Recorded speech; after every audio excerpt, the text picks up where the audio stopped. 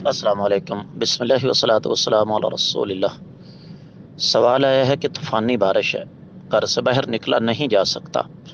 مؤذن نے بے شک الا صلوا فی الرحال نہیں کہا کہ گھروں میں نماز پڑھ لو، لیکن کیا ہم اس صورتحال میں جب کہ بارش طوفانی ہو رہی ہو گھر کی چار دیواری کے اندر نماز پڑھ سکتے ہیں؟